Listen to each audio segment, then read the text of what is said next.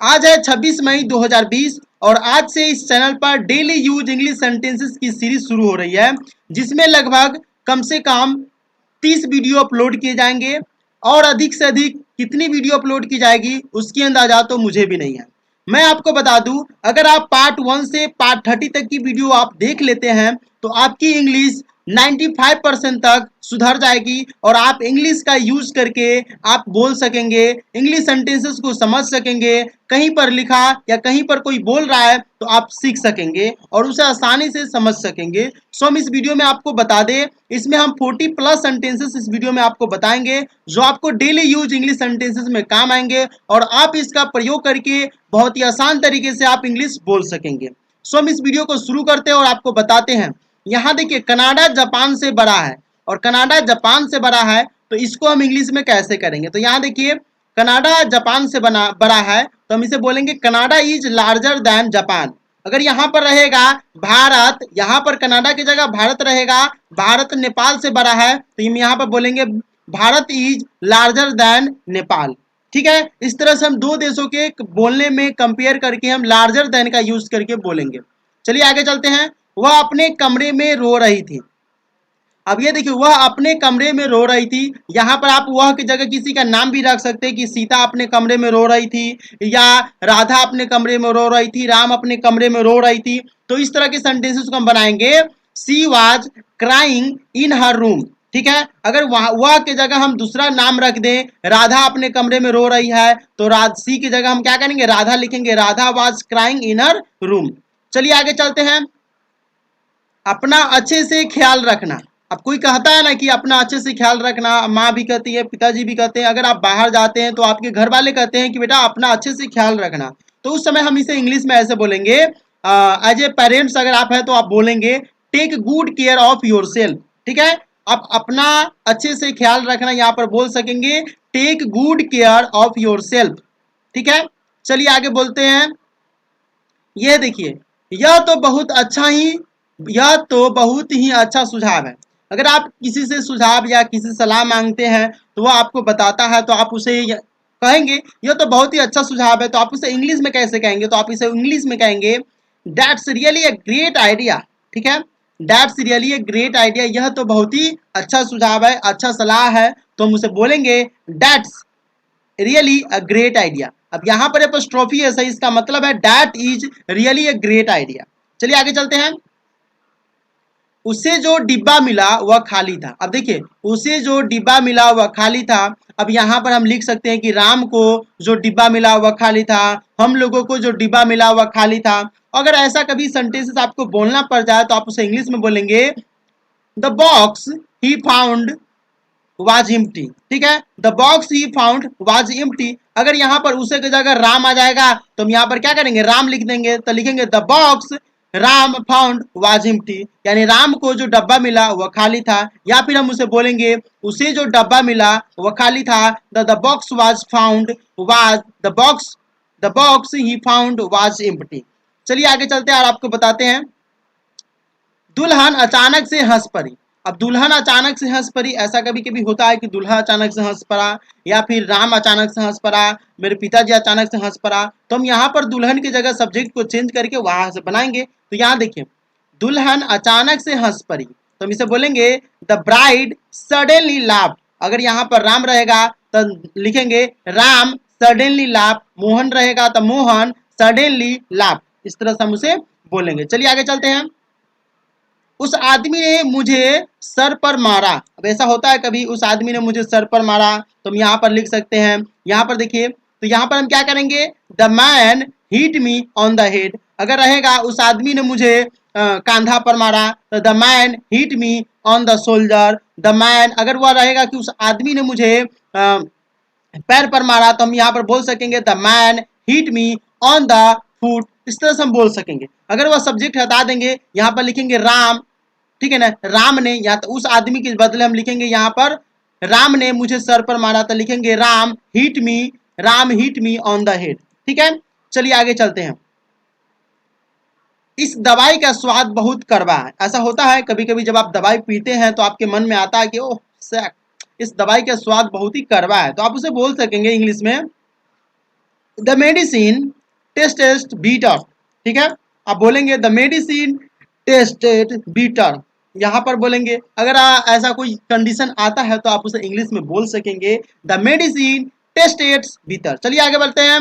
उसके जूतों पर कीचड़ लगी हुई है। ऐसा कभी कभी आता है कि बरसात के मौसम में आप जाते हैं या फिर कभी ऐसा कंडीशन आ जाता है तो आपको बोलना पड़ जाएगा कि उसके जूतों पर कीचड़ लगी हुई, तो आप उसे बोलेंगे, ऐसे बोलेंगे द मड, यानी मिट्टी को बोला जाता है, ठीक है ना। The mud clung to his shoes, ठीक है। The mud clung to his shoes, यानी उसके जूतों पर कीचड़ लगी हुई है। इस तरह से हम उसे बोल सकेंगे। अब यहाँ पर उसके जूतों की जगह लिख सकते हैं हम राम के जूतों पर कीचड़ लगी हुई है, तो द मड क्लंग टू, ठीक है ना, राम से सूज, या हिज सूज के बदले राम सूज कर देंगे। या लिखेंगे मेरे पिताजी के जूतों पर कीचड़ लगी हुई है, तो लिखेंगे the mud clung to my father, my father's shoes, apostrophe s के साथ हम यूज करेंगे। तो यहां से ये क्लियर हो गया कि जब हमें बोलना पड़ जाएगा कि उसके जूतों पर कीचड़ लगी हुई थी तो हम उसे बोलेंगे the mud clung to his shoes. चलिए आगे चलते हैं। यह उपन्यास, ये जो देख रहे हैं, यह उपन्यास बहुत रोमांचक है, ठीक है। आप इसे बोल सकेंगे इंग्लिश में कैसे, तो इंग्लिश में आप उसे बोलेंगे, उपन्यास को हम इंग्लिश में कहते हैं नोवेल। ये जो उपन्यास आप देख रहे हैं इसको इंग्लिश में कहेंगे नोवेल। नोवेल मतलब होता है उपन्यास, ठीक है। तो हम इसे इंग्लिश में बोलेंगे the novel is very exciting. Exciting का मतलब होता है रोमांचक, या इंटरेस्टिंग का मतलब होता है रोमांचक। तो इंटरेस्टिंग का यूज भी आप स्पोकन में कर सकेंगे, लेकिन एक्साइटिंग का यूज करेंगे तो थोड़ा ज्यादा अच्छा रहेगा। चलिए आगे चलते हैं। पेंट अभी तक सूखा नहीं है। ऐसा कभी होता है कि पेंट अभी तक सूखा नहीं है, या फिर हम ऐसा कुछ और भी चीज कर सकेंगे कि मिट्टी अभी तक सूखा नहीं है, ठीक है। या फिर और भी ऐसी चीजें हम यूज कर सकेंगे पेंट की जगह। तो हम इसे इंग्लिश में कैसे बोलेंगे, तो इंग्लिश में बोलेंगे the paint has not dried it. The paint has not dried it. अगर पेंट की जगह मिट्टी रहेगा तो लिखेंगे the mud has not dried it. अब कुछ लोग सोचेंगे कि मिट्टी में हम द का यूज कैसे करते हैं, तो मिट्टी को अगर आप खास बनाते हैं कि मिट्टी, वही मिट्टी अभी तक सूखा नहीं है, बाकी जो मिट्टी तो अभी तक सूख गया होगा, तो हम खास बनाने के लिए हम डॉग का यूज किए हुए पेंट में, ठीक है। चलिए आगे चलते हैं। बरसात पूरे दिन होती रही। ऐसा कभी कभी होता है कि बरसात के मौसम में बरसात पूरे दिन होती रही, तो होती रहती है या होती रही, तो हम उसे इंग्लिश में कैसे बोलेंगे, तो इंग्लिश में बोलेंगे द रेन, ठीक है ना, the rain continued all day, ठीक है। The rain continued all day, बरसात पूरे दिन होती रही, ठीक है, ऐसे हम बोल सकेंगे। चलिए आगे चलते हैं। यह पानी पिया नहीं जा सकता। ऐसा होता है कि गर्मी के मौसम में पानी जो होता है गर्म हो जाता है, या ठंडी के मौसम में पानी जो होता है ठंडी हो जाती है, तो हम उसे इंग्लिश में कैसे बोलेंगे, तो हम उसे इंग्लिश में बोलेंगे the water is not drinkable. यह पानी पिया नहीं जा सकते, यानी यह पानी जो है पीने योग्य ही नहीं है। इतना ठंडी है, इतना गर्मी है कि जिसके वजह से हम इस पानी को पी ही नहीं सकते हैं। अक्सर होता है कि गर्मी में पानी गर्म हो जाता है और ठंडी में पानी जो होता है और ठंडा हो जाता है। तो हम कभी कभी ऐसा जो है कंडीशन आता है बोलने को, तो यह पानी पिया नहीं जा सकता, यानी कि यह पानी पीने योग्य नहीं है, तो हम उसे इंग्लिश में बोल सकेंगे the water is not drinkable, ठीक है। चलिए अब आगे चलते हैं। मेज पर बस्ता रखा हुआ है। अब मेज पर बस्ता रखा हुआ है, हम इसे कैसे बोलेंगे। ऐसा होता है कि मेज पर बस्ता की जगह हम मोबाइल रखा हुआ है, मोबाइल की जगह बुक रखा हुआ है, बस्ता की जगह हम बोल सकेंगे कि लैपटॉप रखा हुआ है, या फिर कंप्यूटर रखा हुआ है, या फिर कोई भी चीज रखा हुआ है, तो हम उसे बोल सकेंगे। मेज को हम चेंज कर सकेंगे, या फिर हम बोलेंगे कि बेड पर बस्ता रखा हुआ है, ठीक है, या छत पर बस्ता रखा हुआ है। तो हम यहाँ पर कंडीशन को चेंज करके भी बोल सकेंगे। चलिए यहाँ पर देखते हैं। मेज पर बस्ता रखा हुआ, तो हम क्या बोलेंगे, there is a bag on the desk. अगर यहाँ पर मेज की जगह रहेगा कि बिछावन पर बस्ता रखा हुआ, तो हम लिखेंगे there is a bag on the bed. बिछावन का मतलब बेड होता है। अगर बस्ता की जगह, मेज पर बस्ता की जगह मोबाइल रखा हुआ रहेगा, तो हम क्या करेंगे, देयर इज ए मोबाइल, यहाँ बैग की जगह क्या करेंगे, मोबाइल लिख देंगे ऑन द डेस्क, ठीक है। अब बस्ता की जगह हम बुक रखना रहेगा, तो लिखेंगे there is a book on the desk. इस तरह से हम इसे बोल सकेंगे अलग अलग कंडीशन को। इसीलिए वीडियो को आप अंत तक ध्यान से देखिए। चलिए आगे चलते हैं। यह गाड़ी जापान में बनी थी, ठीक है। ऐसा कभी होता है, आप बोलते हैं कि यह गाड़ी जापान में बनी थी जो अभी विस्फोट हो गया है, ठीक है ना। ऐसा कभी और भी कंडीशन बनता है कि यह मोबाइल जो है जापान में बनी थी, तो हम इसे कैसे इंग्लिश में बोलेंगे, तो हम इसे बोलेंगे this car was made in Japan. अगर ऐसा कभी कंडीशन आता है तो हम बोलेंगे कि यह गाड़ी जापान में बनी थी, हम इसे इंग्लिश में बोलेंगे the car, this car was made in Japan. ऐसा इसकी जगह हम बोलेंगे, अगर यह मोबाइल जापान में बनी थी तो हम इसे बोलेंगे this mobile was made in Japan. अगर ऐसा बोलेंगे कि यह मोबाइल इंडिया में बनी थी तो हम बोलेंगे this mobile was made in India. ठीक है, चलिए आगे चलते हैं। यह वर्षा ऋतु का मौसम है। ठीक है, ऐसा होता है, यह वर्षा ऋतु का मौसम है या ग्रीष्म ऋतु का मौसम है, ये ठंडी को हम कहते हैं बसंत ऋतु का मौसम है। ठीक है ना, तो इसे हम इंग्लिश में बोलेंगे this is the monsoon season. ठीक है, अगर हमें ठंडी मौसम बोलना रहेगा कि ठंडी का मौसम है तो हम बोलेंगे this is the winter season. ठीक है ना, इस टाइप से हम इसे बोलेंगे। आगे चलते हैं। यह शब्द ग्रीक से आता है। ऐसा कभी-कभी होता है कि हमें ग्रीक शब्द पढ़ना पड़ता है, उर्दू शब्द पढ़ना पड़ता है, फारसी, हिंदी, इंग्लिश, ऐसा बहुत सारे शब्द होते हैं जो हमें पढ़ना पड़ता है। तो हम कब उसे इंग्लिश में उस समय कंडीशन बनाएँगे कि यह शब्द ग्रीक से आता है या फिर यह शब्द उर्दू से आता है, यह शब्द जापान से आता है, यह शब्द अमेरिका से आता है। तो इस तरह ग्रीक की जगह हम यहाँ जो है चेंज कर सकेंगे। तो चलिए यहाँ पर देखते हैं। This word comes from Greek. ठीक है, अगर यहाँ पर रहेगा कि यह जो है शब्द ग्रीक की जगह जापान रहेगा तो हम क्या बोलेंगे this word comes from Japan. या यह शब्द जो है इंडिया से आता है तो this word comes from India. अगर ये ऐसा रहेगा कि यह शब्द जो है उर्दू से आता है तो this word comes from Urdu. आगे चलते हैं। टॉम और मैं दोनों वहां रहेंगे। अब ऐसे में कंडीशन बनेगा कि टॉम है और टॉम और मैं दोनों वहां रहेंगे। तो इसमें जो है 231 रूल का पालन होता है कि सेकेंड पर्सन उसके बाद थर्ड पर्सन तब जाकर फर्स्ट पर्सन आता है। तो आप ऐसे मत करिएगा कि टॉम और मैं की जगह आई एंड टॉम, या ऐसे लिखेंगे कि मैं को शुरू में लिखेंगे तो सेंटेंस ही गलत हो जाएगा। चलिए यहाँ पर देखते हैं। टॉम एंड आई वहां रहेंगे, ये जो फ्यूचर टेंस का है तो हम इसे क्या करेंगे विल का यूज करेंगे। यहाँ पर जो है आई डबल एल का मतलब होता है I will. Tom and I will both be there. ठीक है, टॉम और मैं दोनों वहां रहेंगे और टॉम की जगह यहाँ पर रहेगा राम और मैं दोनों वहां रहेंगे तो Ram and I will both be there. ठीक है, वहां रहेंगे कि तो देयर, यहाँ रहेंगे तो देयर की जगह हम क्या करेंगे हेयर का यूज करेंगे। ठीक है, चलिए यहाँ पर देखिए। टॉम मुझे तुमसे बात करनी है, ऐसा होता है। आप बोलते हैं कि राम मुझे तुमसे बात करनी है, श्याम मुझे तुमसे बात करनी है, थोड़ा टाइम दोगे। तो आप वहां पर इंग्लिश बोल सकेंगे कि Tom I want to talk to you. अगर आप यहाँ पर टॉक विथ यू करेंगे तो स्पोकन में सही हो जाएगा, लेकिन टॉक टू यू जो है ज्यादा सही होता है। तो हम यहाँ पर बोलेंगे टॉम मुझे तुमसे बात करनी है, इसे इंग्लिश में बोलेंगे Tom I want to talk you. अगर यहाँ पर आएगा राम मुझे तुमसे बात करनी है तो यहाँ बोलेंगे Ram I want to talk to you. ठीक है, चलिए अब देखते हैं यहाँ पर। बत्ती बंद कर दो प्लीज। बत्ती को मतलब कहते हैं यहाँ पर लाइट, यानी लाइट बंद कर दो प्लीज। तो हम यहाँ पर क्या बोलेंगे turn off the light please. ठीक है ना, टर्न ऑफ द लाइट, उसके बाद कॉमा का यूज करेंगे। प्लीज उसे स्पोकन में पता नहीं लगता है कि कॉमा बोला गया है, तो हम वहां पर बोलेंगे turn off the light please. ठीक है, अगर हमें यहाँ पर कहना पड़ेगा कि बत्ती बंद कर दो की जगह हम बोलेंगे बत्ती को चालू कर दो, तो हम वहां पर बोलेंगे turn on the light please. ठीक है, इसे एक और कंडीशन के द्वारा हम बोल सकते हैं कि बत्ती बंद कर दो प्लीज को हम बोलेंगे कृपया बत्ती बंद कर दीजिए, तो भी हम बोलेंगे turn off the light please. अगर यहाँ पर हमें बोलना पड़ेगा कृपया बत्ती चालू कर दीजिए, तो हम बोलेंगे turn on the light please. अब आगे यहाँ पर जो सेंटेंस आप देख रहे हैं, हम सब उसके मजाक पर हंस पड़े। मजाक पर हंसे, तो हम सब उसके मजाक पर हंसे। यहाँ पर हम सब की जगह पर हम लिख सकते हैं कि मैं उसके मजाक पर हंस पड़ा। ठीक है, या फिर हम सब उसके मजाक की जगह बोल सकते हैं राम के मजाक पर हंस पड़ा। ठीक है, तो ऐसा सेंटेंस का कंडीशन बनाकर हम इंग्लिश में बोल सकेंगे। तो हम इसे इंग्लिश में कैसे बोलेंगे, हम सब उसके मजाक पर हंसे, तो हम इसे बोलेंगे we all laughed at his joke. ठीक है, अगर यहाँ पर उसके की जगह यहाँ पर राम रहेगा तो हम लिखेंगे राम जोक। ठीक है, राम एपोस्ट्रोफी एस का यूज करके तब जोक लगाएंगे। अगर राम की जगह हम सब उनके मजाक पर हंस पड़े, तो उनके का मतलब देयर होता है, तो देयर जोक्स। ठीक है, तो हम सब उसके मजाक पर हंस पड़े तो हम बोलेंगे we all laughed at his joke. ठीक है, अब यहाँ पर देखिए, हमने उसका जन्मदिन मनाया। ऐसा होता है आपके घर में कहीं भी, ऐसा आपके दोस्त के आस पड़ोस में ऐसा होता है। हमने कि आप बोलते हो वहां पर कि हमने उसका जन्मदिन मनाया। ठीक है, या फिर आप बोल सकते हैं हमने राम का जन्मदिन मनाया, या हमने अपने बेटे का जन्मदिन मनाया, या अपने पेरेंट्स का जन्मदिन मनाया। तो आप यहाँ पर हमने उसका की जगह यहाँ पर चेंज करके सब्जेक्ट बोल सकेंगे। सो यहाँ पर इंग्लिश देखिए, हमने उसका जन्मदिन मनाया, वी सेलिब्रेटेड हिज बर्थडे। ठीक है ना, अगर यहाँ उसका की जगह राम रहेगा तो हम यहाँ पर लिखेंगे वी सेलिब्रेटेड राम्स बर्थडे। ठीक है, यहाँ पर हम लिख सकते हैं हमने अपने माता पिता का जन्मदिन मनाया, तो यहाँ पर बोलेंगे वी सेलिब्रेटेड पेरेंट्स द, सीधे पेरेंट्स बर्थडे भी बोल सकेंगे। ठीक है, चलिए यहाँ पर देखते हैं। हमें नहीं पता हम कहाँ हैं। ऐसा होता है कि कभी कभी आप बेहोश हो जाते हैं या फिर आप अनजान जगह पर जाते हो तो आपको बोलना पड़ जाता है कि हमें नहीं पता हम अभी कहाँ हैं। तो ऐसा हम बोलेंगे we don't know where we are.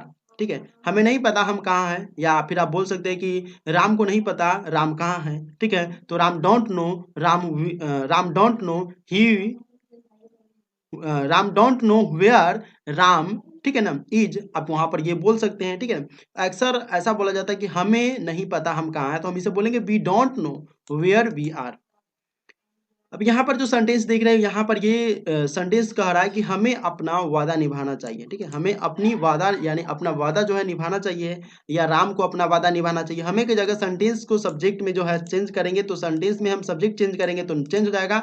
तो क्या हो जाएगा, हमें की जगह क्या हो जाएगा, राम को अपना वादा निभाना चाहिए, या हमें अपना वादा निभाना चाहिए, या आपको अपना वादा निभाना चाहिए, या तुमको अपना वादा निभाना चाहिए। तो हम क्या करेंगे, सब्जेक्ट को सिर्फ चेंज करेंगे। तो हम इसे बोलेंगे we should keep our promise. We should keep our promise. हमें की जगह अगर राम रहेगा तो Ram should keep his promise. अगर वी है तो इसके अपना के लिए आवर हो गया है। ऐसे मैंने इससे पहले भी वीडियो बनाकर अपलोड किया हूं, जाकर आप देख सकते हैं। वैसे वीडियो के डिस्क्रिप्शन में मैं उसका लिंक दे दूंगा, वहां से जाकर भी आप देख सकते हैं। हमें के लिए अपना रहेगा तो आवर के यूज करते हैं, अगर राम रहेगा तो उसके लिए हिज का यूज करेंगे। सीता यानी लड़की कोई रहेगी तो उसके लिए हम हर का यूज करेंगे। अब यहाँ देखिए, हमने उसका हिसाब लगा लिया। ऐसा होता है कि हमने जो सामान खरीदा था उसका हिसाब लगा लिया, हमने जो मोबाइल खरीदा था उसका हिसाब लगा लिया, ऐसा बोलना पड़ता है। तो हम उसे बोलेंगे we have got at figure out. हमने उसका हिसाब लगा लिया, we have got at figure out. या आप बोल सकते हैं हमने मोबाइल का हिसाब लगा लिया था, we have got mobile figure out. ठीक है, मोबाइल फिगर आउट, मोबाइल का हिसाब लगा लिया। अगर लैपटॉप रहेगा तो लैपटॉप फिगर आउट। ठीक है, डैट की जगह आप, डैट की जगह जो है आप बोल सकते हो उसका है, उसका का मीनिंग यहाँ पर क्या आ गया, डैट। डैट की जगह मोबाइल, लैपटॉप, कंप्यूटर, जो भी चीज आपको बोलना है वो आप यहाँ पर बोल सकेंगे। अब यहाँ पर देखिए, मेरी बात ने उसके अभिमान पर चोट पहुंचाई। अब यहाँ पर देखिए, मेरी बात ने उसके अभिमान पर चोट पहुंचाई, तो हम इसे इंग्लिश में कैसे बोलेंगे, तो मेरी बात, यहाँ पर मेरी बात की जगह आप बोल सकते हैं कि राम की बात ने उसके अभिमान पर चोट पहुंचाई, या फिर उन लोगों की बात ने उसके अभिमान पर चोट पहुंचाई। ठीक है, उसके की जगह आप बोल सकते हैं कि मेरी बात ने राम के अभिमान पर चोट पहुंचाई। सब्जेक्ट को यहाँ पर चेंज करके, ऑब्जेक्ट को भी चेंज करके आप यहाँ पर कंडीशन के साथ साथ बोल सकते हैं। तो मेरी बात ने उसके अभिमान पर चोट पहुंचाई यानी उसको थोड़ा बुरा लगा, तो हम इसे बोल सकते हैं what I said hurt is pride. What I said hurt is pride, यानी मेरी बात ने उसके अभिमान पर चोट पहुंचाई। अब या उसके की जगह हम लिख सकते हैं राम के अभिमान पर, तो राम्स प्राइड। ठीक है, राम के अभिमान पर, प्राइड मतलब घमंड होता है एक तरह से, तो अभिमान होता है। अब घमंड भी होता है, अभिमान भी होता है। ठीक है ना, नहीं होता है I am proud of you, तो ऐसा यहाँ से क्लियर होता है। चलिए आगे देखते हैं। इस पक्षी का नाम क्या है, तो हम इसे इंग्लिश में कैसे बोलेंगे। ऐसा कभी कभी होता है ना कि आकाश में पक्षी उड़ती रहती है, तो वहां पर हम बोलेंगे कि अपने घर वालों या अपने दोस्त से कभी कंडीशन के साथ बोलते हैं कि इस पक्षी का नाम क्या है जो भी आकाश में उड़ रही है, तो हम उसे वहां पर बोलेंगे what do you call this bird. What do you call this bird. या आप ऐसा नहीं बोलेंगे कि इस पक्षी का नाम क्या है, तो what is the name of this bird. आप बोलेंगे तो स्पोकन में चल जाएगा, लेकिन आप हाईली लेवल का स्पोकन करना चाहते हैं इंग्लिश में, तो आपको बोलना पड़ेगा what do you call this bird. ठीक है, इस पक्षी का नाम क्या है। ठीक है, ऐसा रहेगा कि इस जानवर का नाम क्या है, तो हम बोलेंगे what do you call this. जानवर की जगह हम एनिमल यूज करेंगे। ठीक है ना, अब ऐसा रहेगा कि इस सांप का नाम क्या है, तो हम यहाँ पर बोलेंगे what do you call this snake. चलिए यहाँ पर देखते हैं हमारे ऑर्डर का क्या हुआ। ऐसा होता है कि खाना खाने हम जाते हैं, तो वहां पर हमें ये होता है कि हम वेटर से बोलते हैं हमारे ऑर्डर का क्या हुआ, तो वहां पर हम बोल सकते हैं हमारे ऑर्डर का क्या हुआ की जगह what happened to our order. हमारे ऑर्डर का क्या हुआ, या बोल सकते हैं कि राम के ऑर्डर का क्या हुआ, what happened to Ram's order. ठीक है, यहां से ये कंडीशन के साथ हम बोल सकेंगे। अब आगे देखते हैं, सारा ब्रेड कहाँ चला गया है। सारा ब्रेड कहाँ चला गया, आप यहाँ पर बोल सकते हैं कंडीशन लगाकर कि सारा ब्रेड कहाँ चला गया की जगह लिख सकते हैं कि सारा खाना कहाँ चला गया। ठीक है ना, सारा आदमी कहाँ चला गया, सारा मोबाइल कहाँ चला गया, सारा बकरी कहाँ चला गया, सारा जानवर कहाँ चला गया। इस तरह से हम कंडीशन लगाकर बोल सकें। तो सारा की जगह सारा ब्रेड है तो सारा जानवर। ठीक है, तो ब्रेड की जगह हम यहाँ पर जो है वो हम चेंज कर सकेंगे। ठीक है, ब्रेड की जगह हम दूसर चेंज कर सकेंगे और बोल सकेंगे। तो चलिए यहाँ पर देखते हैं where did all the bread go. ठीक है। Where did all the bread go की जगह हम लिख सकते हो where did all the food go, where did all the animal go, where did all the bird go, where did all the snake go. इस तरह से हम इसे कंडीशन के साथ बोल सकेंगे। चलिए यहाँ पर देखते हैं कपड़े बदलने का कमरा कहाँ पर है। हाँ, मॉल में ऐसे जाते या फिर आप कपड़ा खरीदने जाते हो तो आप दुकानदार से या मॉल में जो भी स्टाफ होते हैं उनसे पूछते हैं कि कपड़े बदलने का कमरा कहाँ पर है, यानी एक्सचेंज रूम कहाँ पर है। तो आप उसे इंग्लिश में बोलेंगे where is the changing room. कपड़े बदलने का कमरा कहाँ है, where is the changing room. ठीक है ना, ये हो जाएगा। चलिए, तुम मेरी बात सुनते क्यों नहीं हो। ऐसा होता है कि टीचर बार बार जो है बच्चे को समझाते रहते हैं, बच्चा जो है इधर उधर ध्यान करता रहता है, तो उस कंडीशन में टीचर जो बोलता है कि तुम मेरी बात सुनते क्यों नहीं है। या फिर ऐसा कभी कभी कंडीशन होता है भाई बहन या गर्लफ्रेंड बॉयफ्रेंड या अपने माता पिता जो भी होते हैं, भाई बहन जो भी आस पड़ोस की चीज़ में ऐसा कभी कभी कंडीशन आ जाता है कि तुम मेरी बात सुनते क्यों नहीं हो। तो हम इसे इंग्लिश में बोलेंगे why why don't you listen to me, why don't you listen to me. तुम मेरी बात सुनते क्यों नहीं है, या तुम राम की बात सुनते क्यों नहीं। मेरी बात की जगह हम बोल सकते हैं राम की बात, why don't you listen to Ram's, why don't you listen to Ram. या ठीक है, आप बोलेंगे सीता की बात क्यों नहीं सुनते हो, तुम सीता की बात क्यों नहीं सुनते हो, तो हम बोलेंगे why don't you listen to Sita. Me की जगह सीता बोलेंगे, क्योंकि सब्जेक्ट में जो होता है वह नाम वाला जो होता है सब्जेक्ट के रूप में भी वही यूज होता है जो ऑब्जेक्ट के रूप में होता है। अब यहाँ देखिए, मेरी जो है एज ए ऑब्जेक्ट में मी होता है, और जब यह मेरा मेरी सब्जेक्ट में आ जाता है कि मैं खाना खाया, तो वहाँ पर मेरा का जो यूज होता है वो आई होता है। ठीक है। अब यहाँ पर देखिए, बत्ती चालू कर दोगे क्या, बत्ती चालू कर दोगे कि हम बोल देंगे will U turn on the light. मैंने आपको ऊपर ही बता दिया है, बत्ती चालू कर दोगे क्या को हम बोलेंगे will U turn on the light. बत्ती चालू की जगह बंद कर दोगे क्या को हम लिखेंगे विल यू टर्न ऑन की जगह क्या लिखेंगे ऑफ द लाइट। अब यहाँ देखिए, आप गलत ट्रेन पर है। ऐसा होता है ना कि आप कभी जाना होता है कहीं और हम दूसरे ट्रेन में पकड़ लेते हैं, दूसरे ट्रेन में बैठ जाते हैं, तो मेरा दोस्त या कहीं से आपको जो कोई बताता है फ़ोन करके कि आप गलत ट्रेन पर है, आपको इस ट्रेन पर नहीं आना चाहिए, आप जो जहाँ पर जाने वाले हैं उसके लिए कोई दूसरा ट्रेन आता है या आती है, तो आपको बोलेंगे आप गलत ट्रेन पर है, तो वहाँ बोलेंगे you are on the wrong train, आप गलत ट्रेन पर है, आप गलत एरोप्लेन पर है, you are on the wrong aeroplane, आप गलत जगह पर है, you are on the wrong place. ठीक है, ऐसा हम बोल सकेंगे। चलिए आगे चलते हैं। एक दिन में 24 घंटे होते हैं, एक दिन में 24 घंटे तो सभी के पास होते हैं, और ऐसा है तो यूनिवर्सल ट्रूथ होते हैं। तो यूनिवर्सल ट्रूथ को हम क्या करते हैं, सिंपल प्रेजेंट टेंस में ज्यादा करके बनाते हैं, लेकिन आप चाहेंगे तो आप इसे जो है प्रेजेंट परफेक्ट टेंस में भी बना सकेंगे। एक दिन में 24 घंटे होते हैं, तो यहाँ पर क्या लिखेंगे, एक दिन में 24 घंटे होते हैं, ए डे हैज 24 आवर्स। वैसे ये सिंपल प्रेजेंट टेंस का ही वाक्य है। ठीक है, क्योंकि होता है तो होता है को हम क्या बनाएंगे, होता है, ये हैज है। अगर आपको ज्यादा समझना है तो यहाँ पर जो आई बटन है वहां पर लिंक दे दूंगा, वहां से जाकर आप देख सकेंगे कि मेरे पास एक कलम है या मैं एक कलम रखता हूँ तो भी उसका वही क्या बनता है, आई हैव ए पेन ही बनता है। उसी टाइप से ये भी बनेगा, एक दिन में 24 घंटे होते हैं, डे हैज 24 आवर्स, और ये प्रेजेंट परफेक्ट टेंस नहीं बल्कि सिंपल प्रेजेंट टेंस का वाक्य है। चलिए आगे चलते हैं। आप इसके हित में है या नहीं। ऐसा होता है कंडीशन कि आपके दोस्त में या कभी झगड़ा ऐसा होता है तो आप बोलते हैं कि वहां पर कि आप इसके हित में है या नहीं, यानी आप इसके बगल में है यानी आप इसके साइड में है या नहीं। तो आप उसे इंग्लिश में बोलेंगे आर यू फॉर और अगेंस्ट दिस। आप इसके हित में है या नहीं। आपकी जगह बोल सकेंगे राम तुम इसके हित में हो या नहीं, तो यहाँ पर बोल सकेंगे इज राम फॉर और against this, is Ram for और या अगेंस्ट दिस, यहाँ से हम बोल सकेंगे।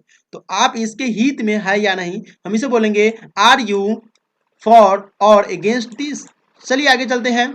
हम आखिरकार झील तक पहुंच गए। ऐसा होता है झील तक जाते हैं या फिर हमको मंजिल जहां पर जाना पड़ता है वहां तक हमको बोलना पड़ेगा, तो हम क्या बोलेंगे, हम आखिरकार मंजिल, झील की जगह मंजिल तक पहुंच गए, या हम आखिरकार पटना तक पहुंच गए, या हम आखिरकार स्टेशन तक पहुंच गए, या हम आखिरकार गांव तक पहुंच गए, या हम आखिरकार शहर तक पहुंच गए। तो झील तक को हम चेंज करके बोलेंगे, तो यहाँ पर क्या बोलेंगे, हम आखिरकार झील तक पहुंच गए, at last we got to the lake, या हम बोलेंगे at last we got to the train बोलेंगे। ठीक है, अगर ट्रेन तक पहुंच चुके हैं, अगर हमें स्टेशन तक बोलना रहेगा तो गॉट टू द स्टेशन। ठीक है, द लेक की जगह स्टेशन कर देंगे। अगर हमें गांव की जगह तक पहुंचना है तो हम यहाँ पर क्या करेंगे, लेक की जगह विलेज कर देंगे। शहर के रहेगा तो लेक की जगह सिटी कर देंगे। इस तरह से हम यहाँ पर अलग अलग कंडीशन लगाकर बोल सकेंगे। अब यहाँ देखिए, अगली बार अपनी बहन को भी साथ लाना।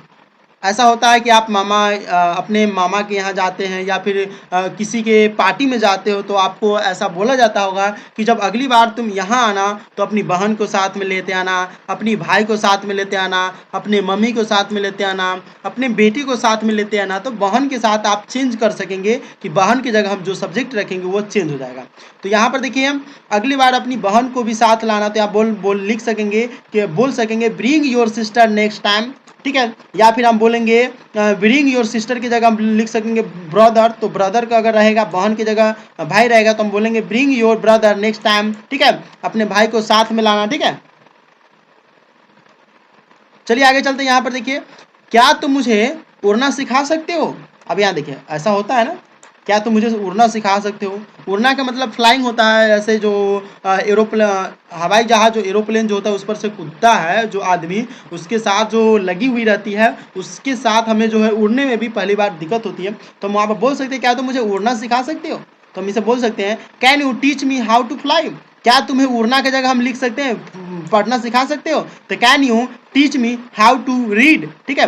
या आप बोल सकते हैं, क्या तुम मुझे बोलना सिखा सकते हैं, कैन यू। तो हम यहाँ पर बोलेंगे can you teach me how to spoken, how to spoke, ठीक है ना। बोलना के स्पीक भी बोल सकते हैं। वैसे स्पीक के साथ ज़्यादा सही रहेगा, वर्बन का यूज करना होता। तो क्या तुम मुझे उड़ना सिखा सकते हो, can you teach me how to fly. क्या तुम मुझे पढ़ना सिखा सकते हो, can you teach me how to read. क्या तुम मुझे बोलना सिखा सकते हो, तो can you teach me how to speak, ठीक है। क्या तुम मुझे तैरना, उड़ना की जगह तैरना सिखा सकते हो, तो can you teach me how to swim, ठीक है ना। यहां से हम बोल सकेंगे। चलिए आगे चलते हैं। वह अचानक से मशहूर बन गई।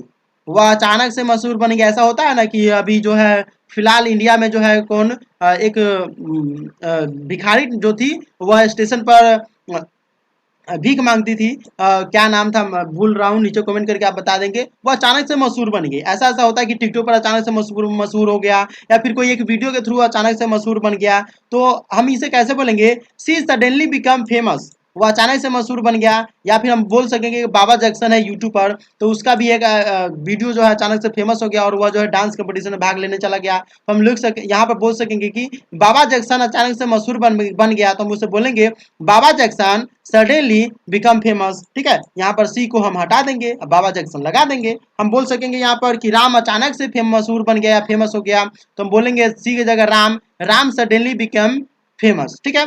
अब यहाँ से ये जो है सेंटेंसेस 40+ सेंटेंस मैं आपको बता दिया हूँ। अब इस वीडियो को आप लाइक कर दीजिए और चैनल को सब्सक्राइब कर बेल नोटिफिकेशन को ऑन कर दीजिए, और इस वीडियो को अपने ग्रुप में व्हाट्सएप फेसबुक हर जगह शेयर कीजिए, और इस वीडियो को लाइक करके अपने दोस्तों को बताइए कि आरसीएम इंग्लिश पर जो है डेली यूज इंग्लिश सेंटेंसेस की सीरीज चल रही है, जिसमें आपको 30+ वीडियो जो आपको मिलेंगे, उसमें से मात्र आपको 30 वीडियो देखने होंगे। और 30 वीडियो अगर आप देख लेते हैं तो आपको इंग्लिश जल्द और जरूर से जरूर आ जाएगा।